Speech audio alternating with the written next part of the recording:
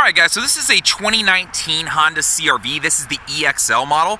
This model is gunmetal gray with a gray interior. Now it's raining out, so it's going to be a little bit harder to see, but I wanted to show you what the difference is. I get this question a lot. Gunmetal gray is right here. Moving over, that is modern steel gray. So very subtle differences. There's a little bit of bluish tint to this one. So in case you were looking online and couldn't really figure it out, that's what that is. Let's move to the back of the car and I'll start you there, and then we'll work our way around up front. So the first thing I'm going to just show you real quick is the key fob. So it is keyless entry. I can lock, unlock, pop the tailgate. This is actually a powered tailgate in this car because it is an EXL.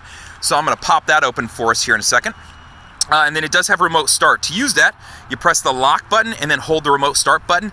That'll crank it up and run it for 10 minutes. You can press it again and run it for an additional 10.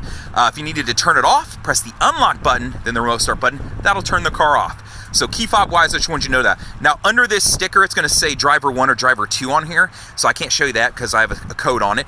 But that'll correlate in the car later, and I'll go over that in here in just a second. So first thing you'll see right here sitting in here is my carpet floor mats. Come standard in the car. So I'm gonna move those out of the way for a second. You can see I have this lipped setup right now. Now I have it drop down in, so you can make this flush if you need to. So if I wanted to do so, I can do this with one hand here. Now I have it flush, or if I needed to throw down the seats, which I'll throw one down here in a second, with the handles back here. Let's see if it'll make it. The seatbelt caught it. It'll lay 100% flat. So that's the cool part to this, is that I can do that, right? So that's what's going on from that standpoint. So now you can get a feel for how flat this can actually get. So if you're a camper and you thought you might have to sleep in your car because it rained, not a bad car to be in. Underneath here, you do have your jack, your funnel in case you need to fill up your gas because you run out, and then you have your full diameter spare, so full height, just not full width. So one, you do have a spare, and two, it's not a donut. Now, on this vehicle, it is powered tailgate as I mentioned, so I can press the button and it will close for me. So that is what is going on from that standpoint. So let's move around to the back seat of the vehicle. You'll notice on the EXL model, my standard wheels, I do have body-colored door handles and mirrors and things like that. That starts on the EX and above. Let me unlock this and then I will show you some things. So let's pop this sucker open. So the first thing I'll point out is the wood grain and finish that you'll notice on the sides of the doors and the dash. I do have some tweeter speakers down here in the doors of this vehicle, so it does have a higher rating as far as your wattage on your stereo system than the model below it. This is a gray leather interior. It is perforated, so up front you can get heat through there. Now on the back, I'll point out you do have air vents and you do have two USB plugs back here, so be aware that you have those. You can take advantage of them. It is something I get asked about. Now moving up another row. Let's hop into the driver's side. The first thing I want to show you is, as far as locking and unlocking the car, if I have the key fob in my pocket, there are 3 ridges right here. So to lock it, all I got to do is touch that. To unlock it, if I put my hand on the door handle, it will unlock for me, recognizing the key is within 28 inches of the door. So that's how that works. That's what smart key entry is, in case you're reading about it online. Now, on the side of the door, wood grain finish again. You notice I do have auto up-down windows, my window locks, my door locks, my mirror controls, and then my settings as far as the seats. So I can set that up by pressing set, and then I'll be able to press 1 or 2 once I crank up the car. So I'll show you that here in just a second. So let's hop on in, but first I just want to show you it is a powered seat. It is 12-way, so I can go 1, 2, I can go down, I can go up, I can adjust my legs, my back, and then my lower lumbar support here too. So a lot of different setups for this. Now, I'm going to hop in the car here, and we're going to crank it up. So foot on the brake, press the start button. It is a digital display up here, so you can see everything coming on for me. All right, so over here on the left side, first things I'm going to point out is right here. That's road departure mitigation. If that LED is on, it means it is running. If I start to drive off the side of the road, it will first throw an alert, and then it will shake the wheel to be like, hey, wake up, pay attention. This one is collision mitigation braking. What that is it uses radar down in the grille to detect cars in front of you. If it's looking like you're going to hit one, it will help apply the brakes if you have not already. So that's what this feature is. This will pop my tailgate in the back since it is powered in this model. This is where that starts. And then below that is Vehicle Stability Assist. This works with your traction control. So in the event that you go into a skid, it will transfer power to whichever wheel is getting more traction. So that's how this feature works. Moving up onto the steering wheel, I'm going to start you on the left. My Bluetooth controls, so to answer a phone call, to hang up a phone call or go back, and then my voice command button. My voice command button is going to not only work for Bluetooth, but also related to Apple CarPlay and Android Auto. So if I am connected up, I would be able to press and hold this till I hear the beep for, let's say, Siri. And when Siri comes on, I can say, Siri, send a text to so-and-so. Siri, give me directions to such and such. That sort of thing. So this is a dual purpose button when it comes to that. Now my I button over here is going to be my information or display screen. So when I press that, you're going to notice that I have some screens that pull up. And I can toggle through those a couple different ways. I can either keep pressing the I button, or I can press the left and right button and go through. So you can see that I do have my tripometer information right here if I want that present. I can move over to an alertness monitor. If I'm using all these different safety features, I may not have my foot on the brake or gas. I may not be touching the steering wheel a whole lot other than hovering around it and kind of keeping it on track. So this is going to keep track of that and make sure I'm awake and doing what I'm supposed to. Now, if I want my oil life, I can get to that info right here. Scrolling over, if I had any audio playing right now, it would show me what that is. Keep going, and then I've got my Bluetooth, and then if I want to switch from kilometers to miles per hour. So on this digital display, you can turn your not your tripometer, but your tachometer off. So if you don't want that up there, you don't necessarily have to have it. Some people like a very clean and minimal display, so you have that option. Now over here on the left, I can set my lights to auto, and they'll automatically turn on and off for me, or I can just, on and off as I go myself. And then you'll notice my fog light controls are right down here, so to turn them on and off. So that's what is on this left side. On the other stalk, it's going to be my windshield wiper controls. So pull down to do the fronts. As you can see, it is a little bit rainy outside. And then the backs are controlled by the tab, which you can probably see that it just came on back there. So hopefully you can see that nice and easy. So that's that. Now moving over to the right side of the steering wheel. If the main button is on, which it was already on in this car, you'll see ACC and LKAS. That stands for Adaptive Cruise Control and Lane Keep Assist. So let's start you with Lane Keep Assist. Lane Keep Assist is this button right here. This works when you're going from 45 miles an hour to 90 miles an hour. Now keep in mind, if your windshield wipers are on, that will turn this function off. The reason for that is they want you to really focus on the road and make sure you're being as safe as possible. What this feature is designed to do is that when I turn it on, you'll see these dotted lines come on up here, right? So that's what's flashing at you right now. When those fill in solid, when you're going over 45, if I start to drift out of my lane, it will correct for me and keep me centered in my lane. Now I can overpower it, but it's designed that if I turn my blinker on, obviously it's not going to affect me. This is more for keeping me from drifting, right? So if you split your coffee, your kids distracted you, your dog jumped on you, you can fill in the blank with the distraction, right? That's what this feature is for. Now the next one, ACC, stands for Adaptive Cruise Control. So from here, if I was going down the road, I would press this to set my speed, right? Which you can see, I don't have my seatbelt on, so it's not going to let me set a speed right now, but I'm not moving anyways. Once I've set that speed, I can press this button right here.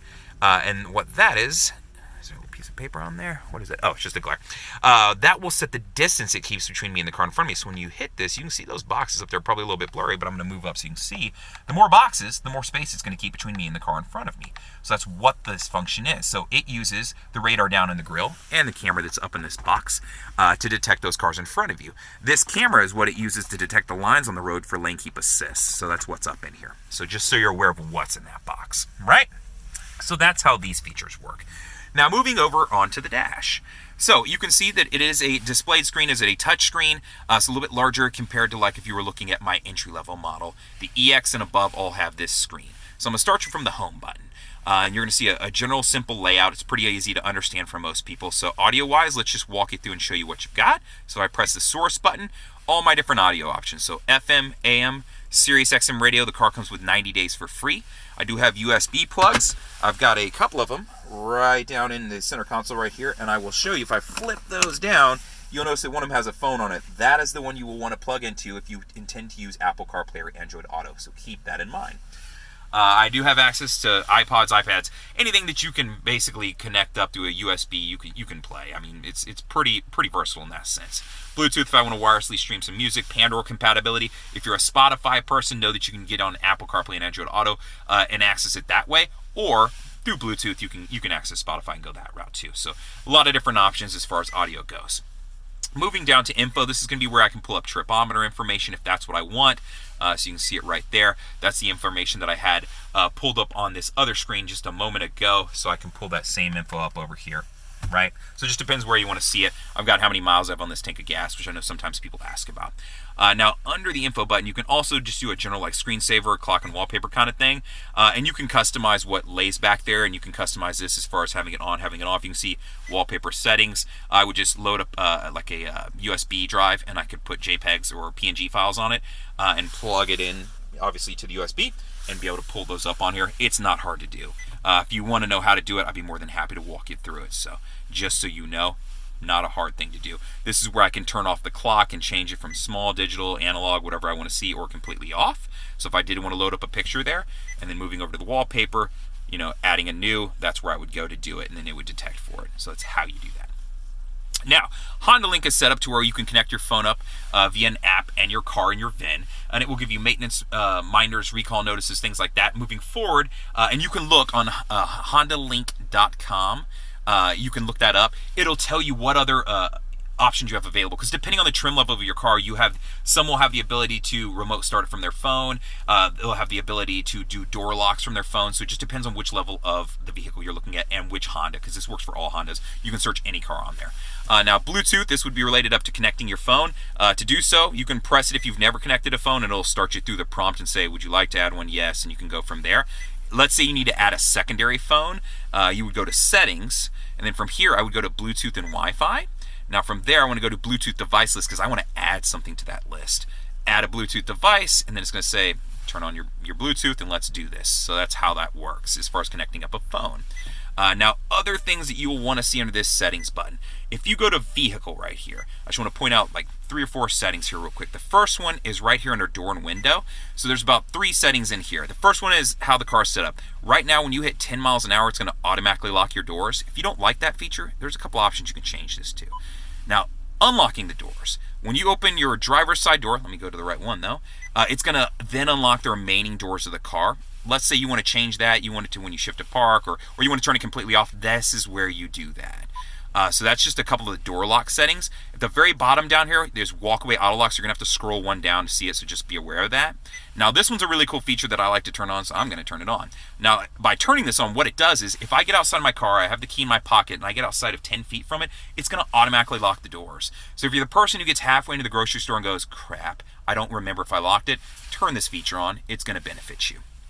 So that's just some general features. You can see there's lighting and powered tailgate setups and all these other things you can look through in here. But those are just the big 3 that I like to hit for people because I think they're important and most people are going to use them. And then you can see I do have all my other stuff here. So if I want to adjust the guidelines on the cameras, I can do that from right here. As far as, messing with the audio, my equalizer and things like that, I can get to that. So a lot of different things you can play with from here as far as the settings on the car. Outside of that, smartphone connection. Once I've connected up my phone to the USB is using Apple CarPlay or Android Auto, this is going to light up and say whichever one it is. Apple users, you just plug your phone in, it starts up. If you're an Android-based user, you do have to download the Android Auto app. So just be aware of that. So that's what's going on from this standpoint. Now moving down a little bit, you will see I do have my AC controls right here. I do like this because I can control fan and everything. You can see the fan just adjusted, and above you can see I have my temperature gauges running up here. It is a dual climate control, so I can control them separate of each other. So just be aware of that. So that's how that works. I like this because if you are in a vehicle that only allows you to do it from the touchscreen, when you get in the car and crank it up, if it's 100 out or if it's 12 out, you're going to have to wait till that screen loads up to be able to access that. This eliminates some of that and allows you to get things moving along so you can heat up the car, cool it off, things like that. Now, speaking of heating things up, you can use your heated seats, which you do have on both sides here. So you can see I have 3 different settings as far as that goes. So that is what is going on from that standpoint.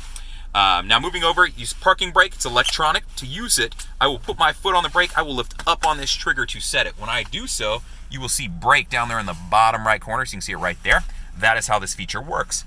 Now the button underneath that, you'll see is labeled brake hold. I'm going to explain what this feature is, but I got to put my seatbelt on to do it because you got to have your seatbelt on for this feature to work. So if I move the car into drive, right? So now my vehicle is in drive, right? And if you need to check to see if it is, you can see right there. If brake hold is on, you will see up here, it'll say brake hold in the green over here in the bottom right corner. And then when you turn it on initially, you'll see it over here too. Now, if it is on and the car is in drive, I have my foot on the brake right now. I can release my foot from the brake while it's in drive. We are not moving. So if you're in stop and go traffic, I can then hit the gas, move forward again. When I come to a complete stop, I press on the brake. When I come to that stop, it'll now hold the brake for me again. So that's how this feature works. It's designed just as a convenience feature, so just be aware of that. My Econ button over here, if I turn that on, you will see a green leaf pop up here. That will improve the gas mileage of this vehicle. So beyond what you would see like on a window sticker or anything like that. How this works though is it's going to shut down some electrical systems in the front end of the car, affecting things like your AC unit and your accelerator. So be aware it's a give and take system. That's how the Econ button works. Now, center console, you saw the power outlet. You saw that I do have an additional power outlet in there. This is sliding, so I can slide it back and forth. As far as the shelf, I can do it this way, or I can flip it out, pull it around. Woo. Let's see if I can do this one-handed, and throw it down in there this way. So if I want to put a tissue box in there, if I want to put my purse in there, whatever it may be, just different ways to get to the same thing. Now, there is a rubber lining down here, and I don't know if I can grab this right now, but if you want an Easter egg, there is a lip right there. You pull it up, look on the back in your new car, or if you're checking one out, check it out, man. There's a really cool graphic on there. They make like 3 or 4 of them. So just something fun to find in the car. I can't do it with one hand, and I don't want to set the phone down. So that's what's going on there. Now in this car, you do have an auto dimming mirror, so you'll notice I do have sensors right here, and it'll detect the light outside for me and then adjust for me. Above, I do have Honda Link, so I can set up Home Link, so I can set up my garage clicker, gate clicker. That way I don't have 38 different clickers on here. So that's what is going on here. To throw my moonroof back, all I got to do is push back on there and it will send it back and open for me. I'm going to send it back forward. If I just wanted to crack it, I can press directly up on it. When I do so, you notice I can crack it. And then to send it back, just throw it forward again, and it's closed. This switch right here, if it is on, so if I have it one move, whenever I open the doors, these lights will turn on. Or if I want it completely off, now it's off. And then I can just turn them on that way too. So that's what this is. I do have sunglass holder with a mirror in there. So if I need to keep an eye on the kiddos in the back, I can absolutely do so. So that is what's going on from that standpoint. Backup camera. So if I throw this car in reverse, the backup camera will come on. You can see my guidelines are on there. I can cut the wheel and it'll start cutting with me. So they are dynamic guidelines is what that is referred to. Now, I have 3 different views when backing up, and I also have cross-traffic monitoring. Cross-traffic monitoring is set up to where if somebody's coming from my left or right, and I'm backing, like, say, out in between these cars and I can't see, it'll give me an audible alert and then show me arrows from whichever way a car is coming. So it's using sensors off the back of the car to detect it. Now, I've got 3 different views here. I've got a wide angle, I've got just a normal angled, and then this next one is going to be aimed straight down, so you can see where my hatch will open up to. You can see how far I'd have to leave as far as parallel parking, which this is really good because if I'm backing up to a curb, a garage, a fence, anything like this, I can see exactly where I'm at. So this way I know exactly how far to back up so I can make sure I don't hit anything. So you can see that I'm switching around views, and that's what's going on from my backup camera. So that is a quick rundown of the 2019 CRV EXL. If you guys have any questions, feel free to reach out. I'd be more than happy to help you. You can comment on the YouTube video. You can always email me, the letter J, and then my last name, Fuller, F-U-L-L-E-R, @howdyhonda.com. Or you can call me at 512-443-4300 and ask for Justin. Thank you much.